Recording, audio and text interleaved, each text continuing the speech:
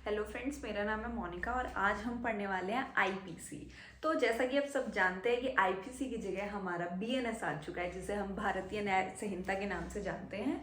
तो अब हमें इस बात की कंफ्यूजन है कि हम कौन सा एक्ट पढ़े। देखिए, हाल ही में कुछ वैकेंसीज आई हुई हैं जिसमें हमें आईपीसी पढ़ना है और हो सकता है उनमें अगर मेंस है तो मेंस में हमें बीएनएस पढ़ना पड़े, क्योंकि आफ्टर 1 जुलाई कुछ भी हो जाए, आफ्टर 1 जुलाई जो भी एग्जाम्स होंगे उनमें सिर्फ और सिर्फ बीएनएस ही पूछा जाएगा आपसे। तो इसलिए दोनों को पढ़ना बहुत ज़रूरी है, क्योंकि कुछ एग्जाम्स में प्री है जिनमें आईपीसी आने की संभावना है और कुछ एग्जाम्स ऐसे हैं जिसमें मेंस होगा और मेंस की हाल ही में कोई डेट्स नहीं आने की पॉसिबिलिटी है, तो वो बाद में ही आएंगी। तो उसके लिए हमें बीएनएस पढ़ना बहुत ज़रूरी है। तो जैसा कि आप देख सकते हैं, हम आईपीसी और बीएनएस हमें दोनों का एक डिटेल्ड एनालिसिस करने की भी ज़रूरत है कि क्या क्या चेंजेस आए हैं। बहुत सारे एस्पिरेंट्स में ये प्रॉब्लम है, एंजाइटी है कि ये कैसे होगा, हम दोनों कैसे कर सकते हैं।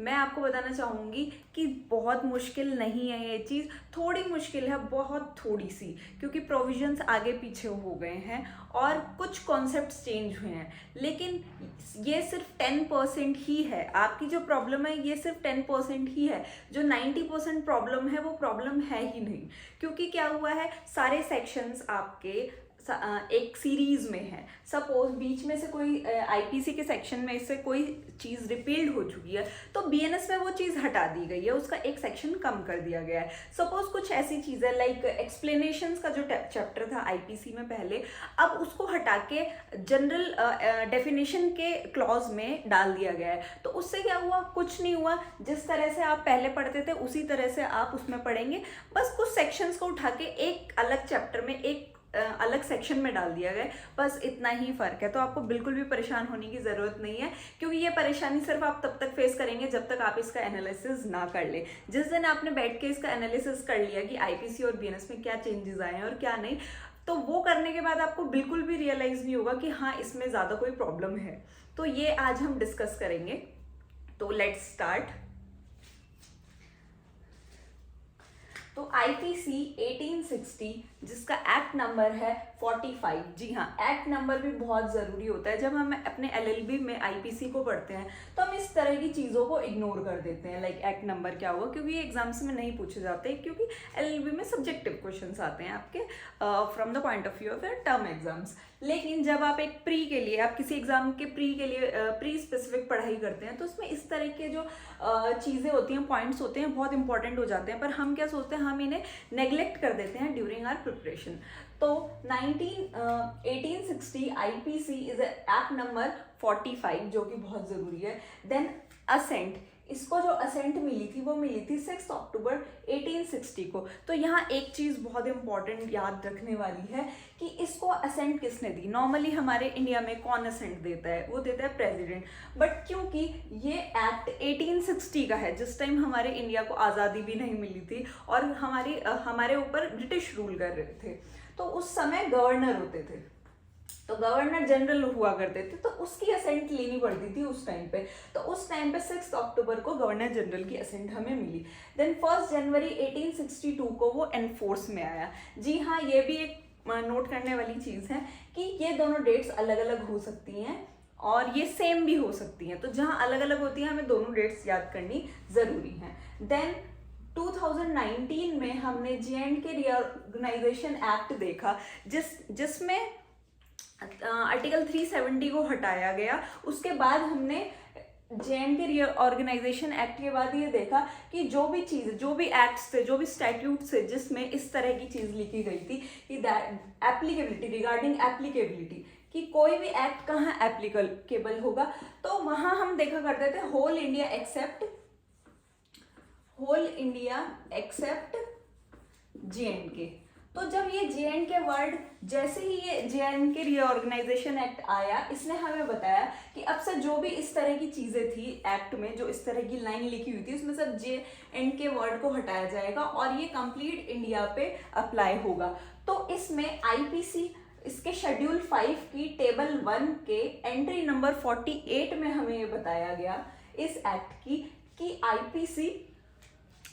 आईपीसी पूरे इंडिया पे अप्लाई होगा। आईपीसी से पहले लाइक 2019 से पहले J&K में रणबीर पीनल कोड अप्लाई होता था, तो वहाँ वही रणबीर पीनल कोड ही चल रहा था। तो उसमें फिर जब उसका स्पेशल स्टेटस खत्म कर दिया गया J&K का, तो हमारा आईपीसी नॉर्मली उस पर अप्लाई होने लगा।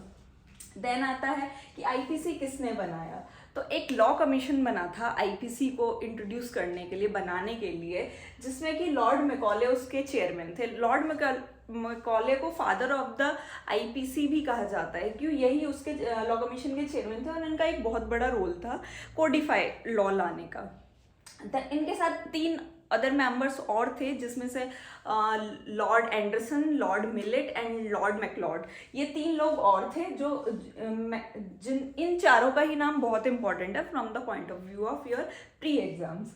देन आईपीसी जो है वो क्राइम से डील करता है, उनकी पनिशमेंट से डील करता है। तो इसमें कुछ फ्यू कॉन्सेप्ट्स है, बहुत सारी मैगजीन्स हमें पढ़ने को देखने को मिलेंगी जिनका मीनिंग बहुत इंपॉर्टेंट है समझने के, क्योंकि अगर हम इन कॉन्सेप्ट्स को नहीं समझेंगे तो आईपीसी याद रख पाना या आईपीसी को अंडरस्टैंड कर पाना, उसके सेक्शंस को समझ पाना थोड़ा कॉम्प्लिकेटेड हो जाएगा। तो इसलिए आज हम कुछ मैगजीन्स और कुछ कॉन्सेप्ट्स के बारे में बात करेंगे। Like first is nullum crimen nulla poena sine lege, it means no crime no punishment without a law. अब इसका मतलब क्या हुआ? इसका मतलब तो यही हुआ कि अगर कोई लॉ नहीं है तो कोई क्राइम नहीं माना जाएगा, कोई पनिशमेंट नहीं मिलेगी। तो इसको हम समझते हैं एग्जाम्पल से। तो जैसे कि पहले क्या होता था, हम आईपीसी से पहले जब हमारा इंडिया फ्री था, जब हमारी फ्यूडल सोसाइटी हुआ करती थी जहाँ पे किंग्स और क्वींस हुआ करते थे, किंग्स और क्वींस होती थी, तो राजा की एक से ज़्यादा वाइफ्स हो सकती थी। तो उस टाइम ये लॉ नहीं था कि एक आदमी सिर्फ एक ही वाइफ रख सकता है या एक विमेन सिर्फ एक ही हस्बैंड रख सकती है, ऐसा कोई लॉ नहीं था। तो लेकिन नाउ अब क्या है, now it is a law. तो उस जमाने में bigamy is not an offence, was not an offence. तो इस केस में ये अप्लाई होता है कि अगर कोई लॉ ही नहीं है, अगर किसी चीज़ से रिलेटेड, अगर किसी एक्ट से रिलेटेड कोई लॉ है ही नहीं, तो हम उसकी पनिशमेंट कैसे दे सकते हैं, वो क्राइम कैसे हो सकता है। लाइक फॉर एग्जाम्पल बायगैमी, जिसमें पहले वो लाइक आईपीसी के under bigamy is a offence, but पहले वो ऑफेंस नहीं था। बट आईपीसी के आने के बाद हमारे पास एक लॉ आ गया जिसमें ये बताया गया हमें कि अब से जब से आईपीसी इन फोर्स में आए तब से जो है बायगैमी इज एन ऑफेंस। तो ये हो गया इसका एक एग्जांपल। देन आता है हमारा सेकंड कॉन्सेप्ट मेंस रिया। इसकी एक बहुत ही इंपॉर्टेंट मैगजीम है एक्टस नॉन फैसिट्रियम निसी मेंसिड रिया। ये मोस्ट इम्पॉर्टेंट है, ये आपको कहीं भी देखने को मिलेगी, आपको एलएलबी के एग्जाम्स हो, चाहे आपके कोई कॉम्पिटिटिव एग्जाम्स हो, ये कहीं भी आपको देखने को मिल सकती है, बहुत ही इंपॉर्टेंट है। इसमें क्या होता है, an act is not an offense until there is a guilty mind, there is a mens rea. Mens rea is like mental element in an offense. अगर कोई भी पर्सन, कोई भी ऑफेंडर एक क्रिमिनल एक्ट करता है तो उसमें उसकी इंटेंशन भी देखी जाती है, उसका मेंस रिया, उसका मेंटल स्टेटस देखा जाता है कि उस क्राइम को करने के पीछे उसकी मन में उसकी मानसिक दिशा क्या थी, वो क्या चाहता था, उसमें मेंटल एलिमेंट क्या था, उसकी इंटेंशन क्या थी। अगर किसी भी तो इस मैगजीन का सीधा मतलब हमें यही देखने को मिलता है, अगर किसी की इंटेंशन नहीं है, लाइक नॉन फैसिट्रियम निसी मेंसिड रिया, अगर किसी एक्ट में मेंस रिया नहीं है तो वो एक्ट पनिशेबल नहीं होता। तो ये इस मैगजीन का कहना है। तो इससे आप समझ में होंगे कि मेंस रिया क्या होता है। Mens rea is just a mental element. Then हम देखते हैं next actus Reis.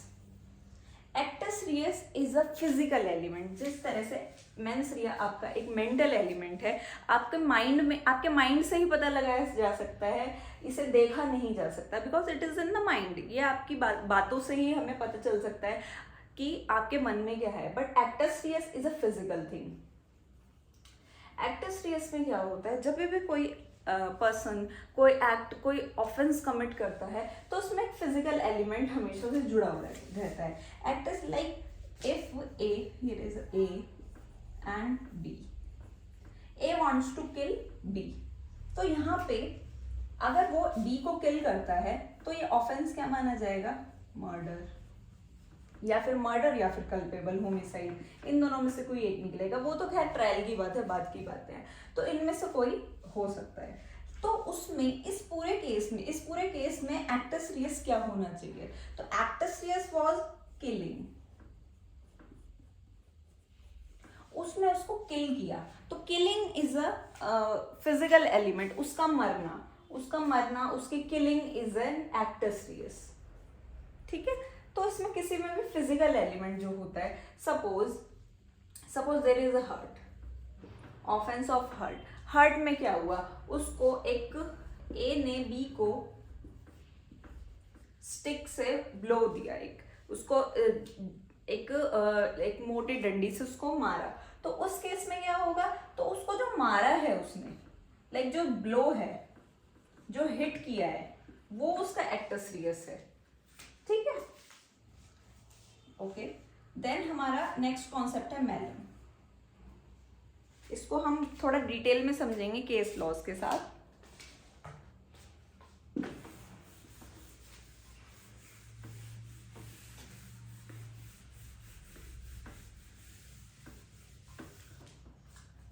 So what is malum? Malum means in general English wrong.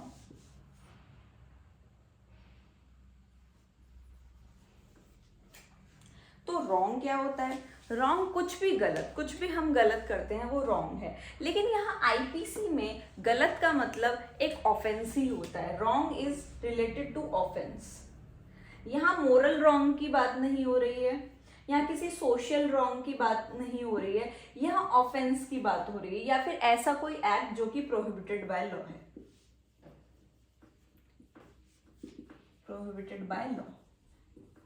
ठीक है, तो सोशल और मोरल रॉन्ग से हमारा कोई लेना देना नहीं है। रॉन्ग कैसा होना चाहिए? वो एक ऑफेंस होना, कोई ऐसा एक्ट जिसमें किसी ऑफेंस का होना हो, या फिर कोई ऐसा एक्ट जो कि प्रोहिबिटेड बाय लॉ हो, या फिर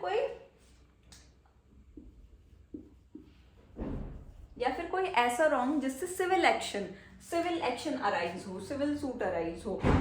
इसे हम स्पेशली टॉर्ट में पढ़ते हैं, तो इसे अभी के लिए हम छोड़ देते हैं। तो मैलम व्हाट इज रॉन्ग? तो आईपीसी में क्या चीज रॉन्ग है? तो इसमें दो तरीके होते हैं, दो तरीके से चीजों को गलत माना जाता है, जिसमें malum in se and second is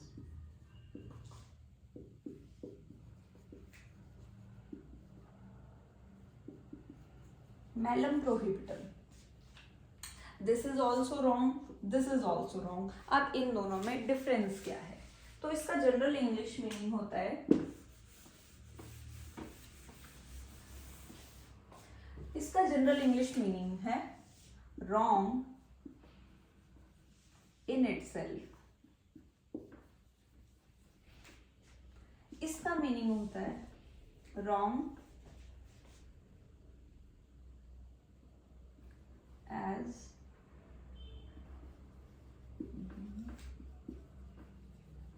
prohibited by law। तो दोनों में डिफरेंस क्या है ये हमें समझना पड़ेगा। दोनों में एक बहुत ही बड़ा डिफरेंस है। इन इटसेल्फ ये एक ऐसा रॉन्ग है जो अपने आप में ही गलत है। इसको आप और मैं सही या गलत नहीं बता सकते, ये अपने आप में ही एक गलत है। लाइक सपोज मर्डर को आप किसी भी तरह से जस्टिफाई नहीं कर सकते। वो बात अलग है, इसकी कुछ एक्सेप्शंस होती हैं, लेकिन अगर कोई एक्सेप्शन मौजूद नहीं है, कोई और सर्कमस्टेंसेस नहीं है, ए ने बी को आपसी रंजिश में मार डाला, तो उस केस में क्या होगा? मर्डर होगा, और मर्डर अपने आप में एक गलत चीज है। ऐसे ही रेप तो आप किसी भी तरह से जस्टिफाई नहीं कर सकते कि हाँ किसी ने ए ने बी का रेप किया तो वो सही है। नहीं, आप ये नहीं कह सकते। सपोज ए है, A is offender, B is a girl जिसका रेप हुआ है, ए ने बी का रेप किया, चाहे किसी भी वजह से किया हो। अक्सर इन केसेस में हमें देखा जाता है ऑफेंडर बचने की कोशिश करते हैं कि लड़की ने छोटे कपड़े पहने थे, लड़की ने हमें उकसाया, लड़की ने भड़कीले कपड़े पहने थे। तो इस तरह के स्टेटमेंट्स भी देखे जाते हैं जब हम किसी केस को एनालिसिस करते हैं, तो इस तरह के बयान दिए जाते हैं ऑफेंडर के द्वारा। लेकिन वो किसी भी तरह से रेप को जस्टिफाई नहीं कर सकता किसी भी केस में, चाहे लड़की ने भड़काया हो उसको, चाहे उसको उकसाया हो, चाहे छोटे कपड़े पहने हो, किसी भी तरह से आप रेप को जस्टिफाई नहीं कर सकते। तो ये डेफिनेशन आती है मैलम इन से, which means wrong in itself. मैलम prohibited, तो कुछ रॉन्ग ऐसे होते हैं जो गलत नहीं है, जिन्हें जस्टिफिकेशन मिल सकता है, लेकिन वो सिर्फ इसलिए रॉन्ग है क्योंकि उन्हें लॉ ने प्रोहिबिट किया है। फॉर एग्जाम्पल, मेट्रो में आप जाते होंगे, अगर आप दिल्ली में रहने वाले हैं, बेंगलोर में रहने वाले हैं, जहाँ पे भी मेट्रो, अगर आप मेट्रो लेते हैं तो बहुत बार मेट्रो में अनाउंसमेंट होता है कि मेट्रो के फर्श पे बैठना अलाउड नहीं है, खाना पीना अलाउड नहीं है मेट्रो में। तो क्या ईटिंग एंड ड्रिंकिंग, क्या ये रॉन्ग है किसी भी तरह से? आप इसको कहीं ना कहीं जस्टिफाई कर सकते हैं, लेकिन क्योंकि मेट्रो में ये कानून है, मेट्रो के अंदर बैठने वाले यात्रियों के लिए ये कानून है कि ईटिंग और ड्रिंकिंग इज पनिशेबल। अगर आप कुछ खाते हो, पीते हो, गंदा करते हो मेट्रो को, तो वो एक ऑफेंस है। तो आप इसको जस्टिफाई कर सकते हो बहुत इजीली। तो इसलिए, सिर्फ इसलिए क्योंकि लॉ ने कहा है कि ये प्रोहिबिटेड है, आप ऐसा नहीं कर सकते, इसलिए वो रॉन्ग है। Otherwise it is not wrong in general, but it is wrong just because it is prohibited by law. तो ये हमारे कुछ कॉन्सेप्ट्स थे। इनका एक और एग्जाम्पल मैं केस के साथ आपको एक एग्जाम्पल समझाना चाहूंगी।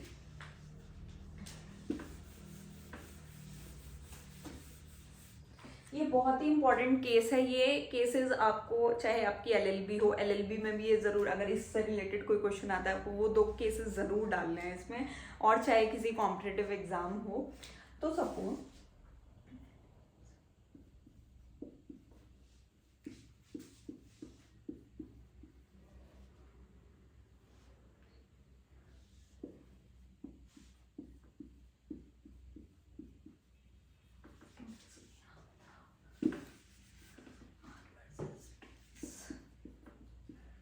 तो ये दोनों केसेस हैं।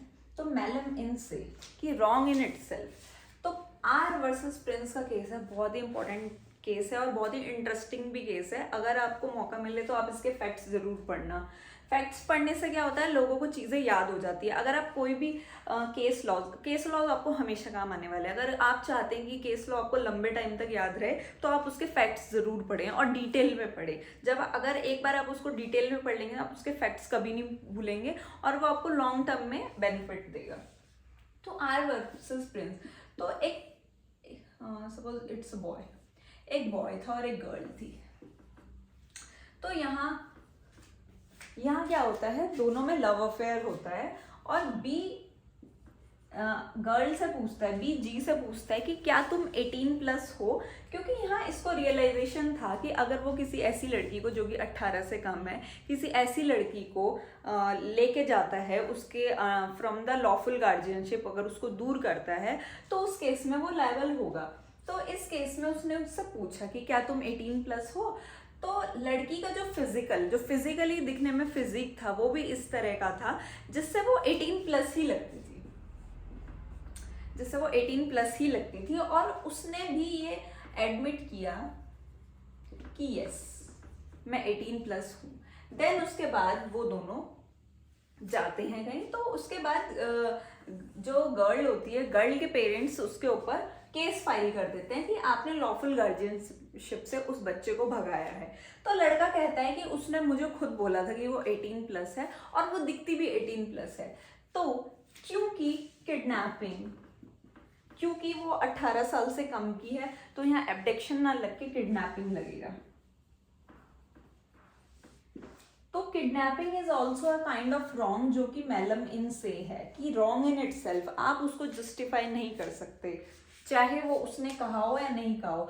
क्योंकि अब यहाँ हम बी को जस्टिफाई नहीं करेंगे, क्योंकि अगर बी को डाउट था तो बी को उसके बर्थ सर्टिफिकेट या कुछ भी जिससे उसकी एज प्रूफ होती है वो चीज़ देखनी चाहिए थी। क्योंकि अगर बी को इतना रियलाइजेशन है कि वो उससे उसकी एज पूछ रहा है, तो उसको इतना रियलाइजेशन भी होना चाहिए कि कल को कोई भी रॉन्ग कमिट होता है, कल को कुछ भी होता है, तो लाइबिलिटी सिर्फ बी और बी की आएगी। तो इसको हम एक तरह से स्ट्रिक्ट लाइबिलिटी भी कहते हैं, कि हमें फर्क नहीं पड़ता आपका मेंटल एलिमेंट क्या था। इन केसेस में क्या होता है, आपका जो मेंसरिया होता है वो नहीं देखा जाता, आपका मेंटल एलिमेंट क्या है, आपकी उसके पीछे की वजह क्या है, आप गुड फेथ में थे या नहीं थे। तो ये इस तरह के रॉन्ग होते हैं जहाँ इस तरह की चीजें, मेंटल एलिमेंट नहीं देखे जाते। वहां देखा जाता है आपका सिर्फ एक्ट, आपने एक्ट क्या किया। तो बी को यहाँ चार्ज कर दिया गया किडनैपिंग के लिए। देन सेकेंड केस हमारा है आर वर्सेस टॉल्सन। यहाँ एक हस्बैंड था और एक वाइफ थी। हस्बैंड क्या होता है, जैसा कि हम जानते हैं, अगर कोई भी बंदा 7 ईयर्स तक गायब हो जाए, ऐसे लोगों के बीच में जो उसे नॉर्मली जानते थे, ऐसे लोगों के बीच में अगर 7 साल तक उसकी कोई बात ना हो, कोई जान पहचान नहीं हो, 7 साल तक वो ना देखा गया हो, ना सुना गया हो उसके बारे में कुछ, तो उस केस में उसको डेड मान लिया जाता है। इसको हम कहते हैं एक तरह से सिविल डेथ, कि भाई 7 साल से कोई बंदा गायब है, कोई नहीं आया, तो 7 साल बाद, ना एक दिन पहले ना एक दिन बाद, जैसे ही 7 साल पूरे हो जाएंगे, उस केस में आपको क्या करना है, जो भी उसके रिलेटिव हैं या जो कोई भी लोग हैं उससे रिलेटेड, जो उसके लीगल एयर्स है, वो कोर्ट जा सकते हैं और कह सकते हैं कि देखो भाई अब 7 साल हो गए हैं, बंदा तो नहीं आ रहा। क्योंकि किसी आदमी के मरने के बाद उस बहुत सारी लीगल फॉर्मेलिटीज होती हैं जो कि घर वालों को पूरी करनी पड़ती है। लेकिन इस केस में क्या होता है, अगर कोई बंदा कहीं चला गया है, खो गया है, किडनैप हो गया है, उसके बारे में कोई इन्फॉर्मेशन नहीं है, वो कहाँ है, तो उस केसेस में क्या होता है, तो उस केसेस में 7 साल तक वेट करना ज़रूरी होता है। 7 साल बाद ही उसकी सिविल डेथ डिक्लेयर की जाएगी, चाहे वो जिंदा हो या ना हो, क्योंकि 7 साल से उसका कोई अता पता नहीं था, तो 7 साल बाद उसे डेड डिक्लेयर कर दिया जाएगा। तो एक हस्बैंड था, वो क्या करता है, वो कहीं चला जाता है, तो किसी को नहीं पता उसके साथ क्या हुआ क्या नहीं हुआ, he is absent from his house and all.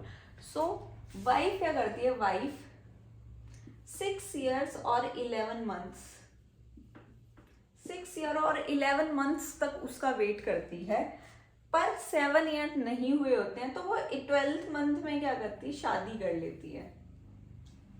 6 साल 11 महीने के बाद वो क्या करती है, शादी कर लेती है। लेकिन शादी में लेकिन अभी 7 साल पूरे नहीं हुए हैं, तो सिर्फ 1 महीना ही बाकी होता है, तो उनको लगता है कि अब तो वो क्या ही वापस आने वाला है। लेकिन जैसे ही शादी होती है वो वापस आ जाता है। तो नाउ ही कैन क्लेम, तो now husband claim that now this is a bigamy and wife will be shall be charge under the bigamy. But यहाँ कोर्ट कहता है कि जो 6 साल 11 महीने थे उसने पूरा वेट किया, 1 महीना, सिर्फ 1 महीना बाकी था। तो यहाँ ये देखा जा सकता है कि जो वाइफ की इंटेंशन थी वो यही थी कि वो उसका पूरा वेट करेगी।